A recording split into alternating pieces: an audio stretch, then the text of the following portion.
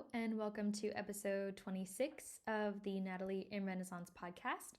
So, I have been talking about the idea of struggle and also the mindsets that people have where struggle is really centered in their lives, and every conversation, every interaction that you have with them, it's always centered around problems or issues or how struggle is evident in their life. And it's almost as if they've centered themselves around the idea of struggle because they don't know who they are without it. And I talked about the soft life and how we can actually choose to interpret our experience and choose what kind of experience that we're going to have either in life or in learning or etc. And one of the things I brought up was the idea of the language of struggle, where people who they center themselves around these ideas like struggle or other ideas, it doesn't necessarily have to be a situation, it could definitely be other things as well. But when it comes to language, language is really important because language is a form of expression and of communication, a way of sharing and bringing about understanding and connection between two parties. And when we use language, either in written word or spoken word, we're showing everyone what's inside of us. And when you are reading a book or you're listening to a podcast like I am doing now, you're getting a glimpse as to what is inside my mind, what's inside my heart, what my thoughts have been occupying themselves with recently. And one thing that I always think about language, because I grew up in between two different languages, is that when I am thinking, I don't think in words, right? I'm thinking and I'm processing, and then when I understand what I'm feeling, I then attach those things to words and then I speak those things out loud. But especially for people who are bilingual, trilingual, speak many languages, there's this area where we operate beyond language, and then sometimes it takes time for us to locate those words to find exactly what we're feeling or exactly what we want to say. But all of those things happen before we get to the word portion, right? And of course, we've learned to attach words to feelings, to attach words to different concepts, though in our minds, I don't think that they're words. I think that, at least for me, it takes me a while sometimes to be able to find exactly what I'm trying to express. And so when it comes to the words that we speak and the language that we use, it's very telling about where we're coming from and perhaps an indication of also where we want to go. The book of James in the Bible, it says that the tongue is like a rudder to a ship or a bit in the mouth of a horse. And basically, it's a steering wheel of life. And we get to choose what direction we're going in, both with our thoughts and with our words.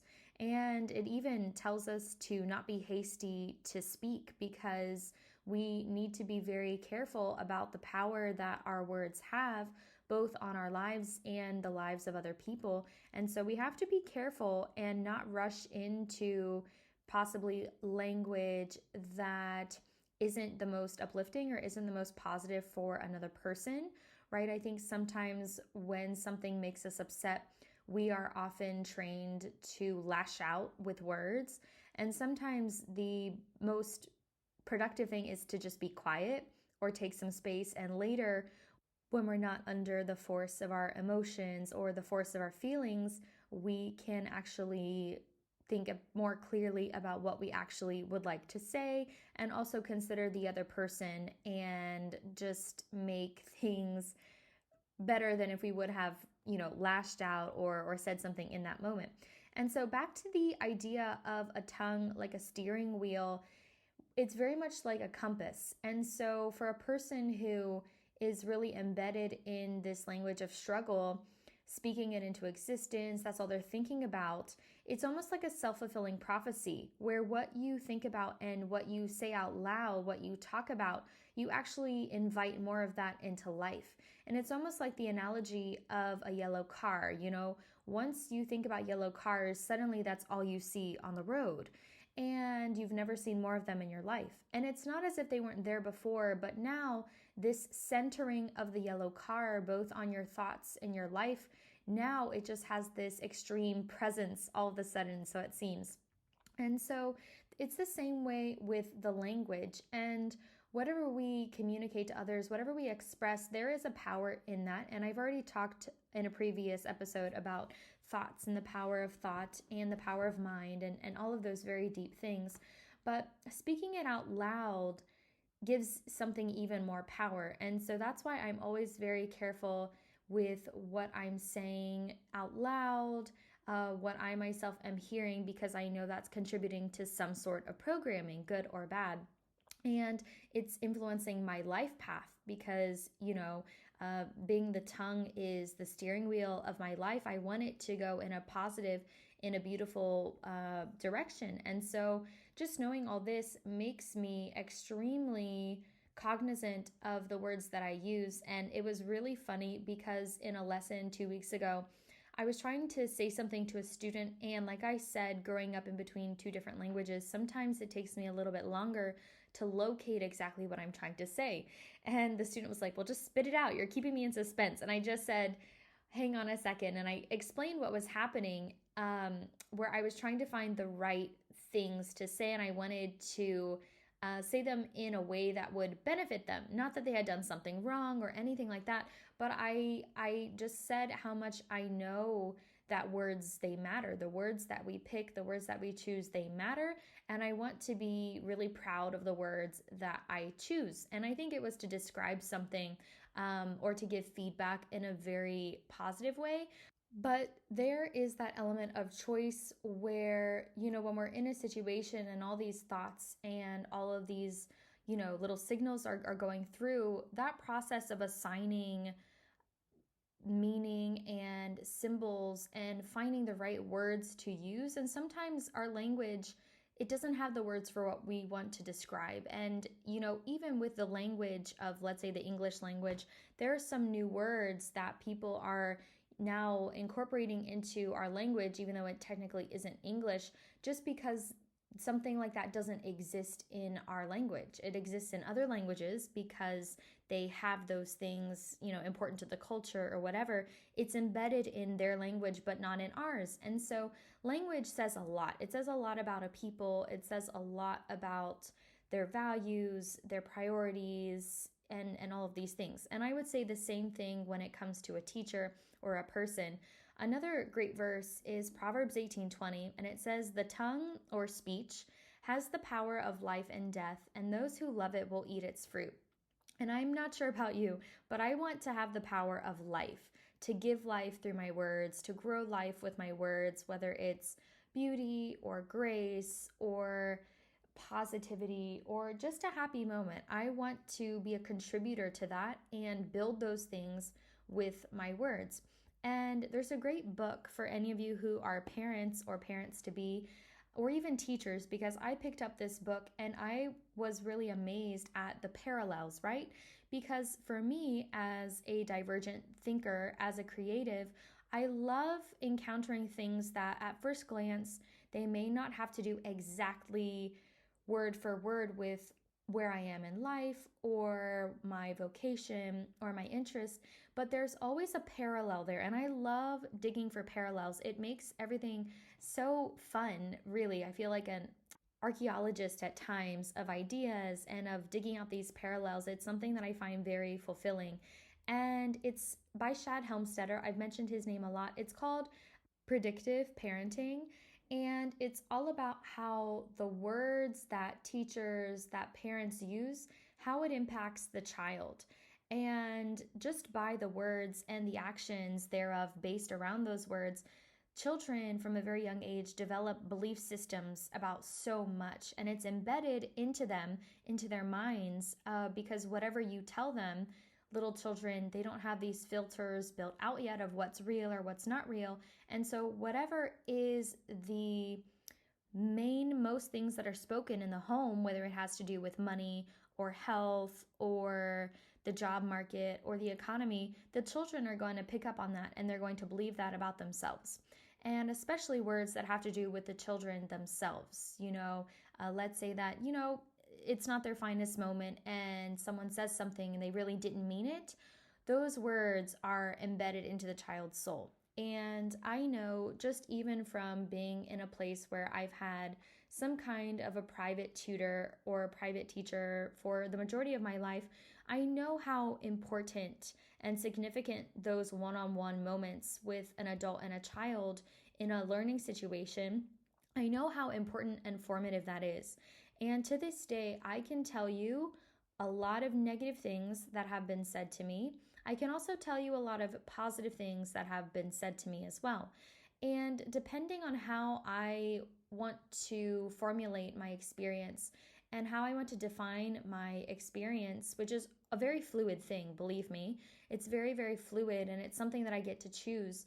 But depending on which one I give more weight to, that is exactly how I am going to believe in my experience. And so that's a microcosm of life. And if we think about the language that we use, again, it's telling everyone and it's showing people what is living inside of us, what ideas, what thoughts. And if we're constantly talking about things that are wrong or things that someone else is doing wrong, it just shows that we have a fixation on this correction of others. If we're constantly talking about how much lack we have where we don't have this and we don't have this, it shows that fixation and it keeps us trapped in that fixation. But if we're talking about how much we enjoy our ability to learn new things, our ability to create something from nothing, our abilities to laugh if something doesn't go our way and it doesn't really faze us. I think that, again, with language, there are two sides to every coin. And so the point here is that sometimes there are things beyond our control, but what we can control are our thoughts and our experiences, how we interpret those things, and how we determine that they will exist inside of us, and also what we're going to do about those things. And so I'm not the first person to have said it, but just a mindset shift of language and of kind of keeping our thoughts in order with the way we would like our life or our experience to be. It's moving from a test to a testimony, turning a mistake into a beautiful discovery, a failure into a huge opportunity to do something else.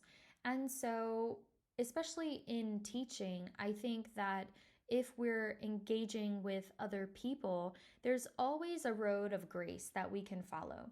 And not even with others, but also with ourselves. Some things in life, they may not go exactly how we would have wished. However, we can document and catalog and speak about those things in a way that we do wish.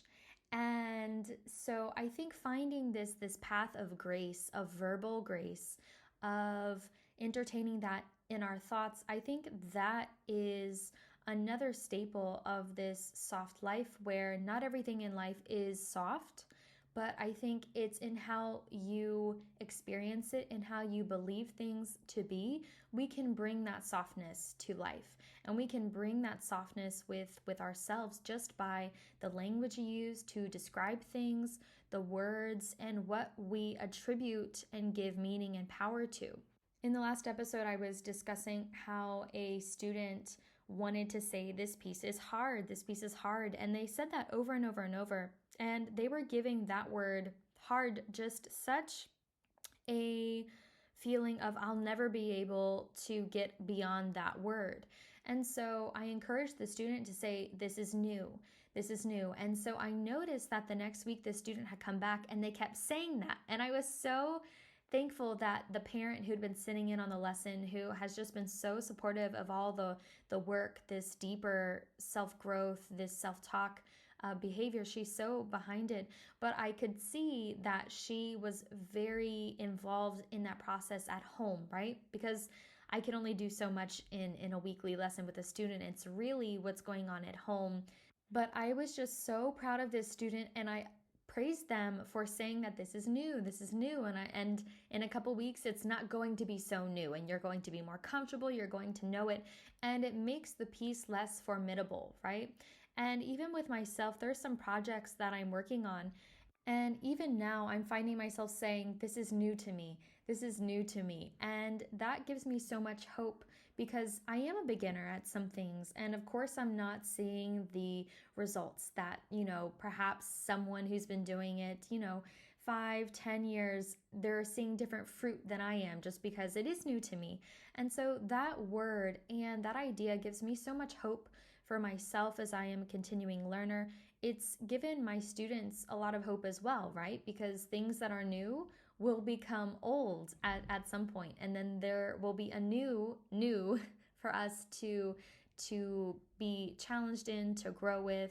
But that's just the idea of swapping out one word. What if there are many words that we can swap out in our vocabulary, in our day-to-day conversations, where we center the things that bring us hope? We center the things that bring us joy. We center the things that bring us peace.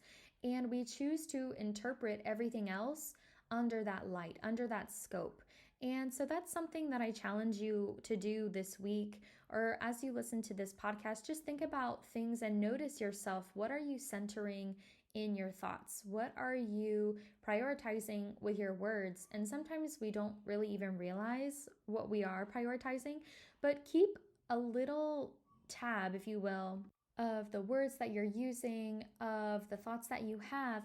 And I am sure that you will have a lot of insight into maybe things that you want to improve, things that you want to change, things that you want to shift to invite this softness into life, to invite this hope into your life, to invite the power of life and of growing things back into your mindset. I think it's such a crucial part of living and learning, and that's why I call myself Natalie in Renaissance, because I'm learning and living right along with you, and I don't think I will ever not be able to do all those things. And as I'm giving these podcasts, they're not only for my audience, but it's also for me, and it's a marker of where I am in this journey. And knowing it is a journey, and knowing it is something where I'm going to try, and I'm going to get up again, and I'm going to laugh at myself, I think it makes everything so much more lifelong and exciting. Nelson Mandela said, "May your choices reflect your hopes, not your fears."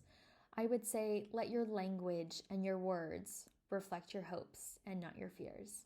Thank you so much for listening today. Please like and leave a written review. It would be so appreciated. Like and follow on Instagram if you're not already at NatalieinRenaissance, and we'll see you in the next episode.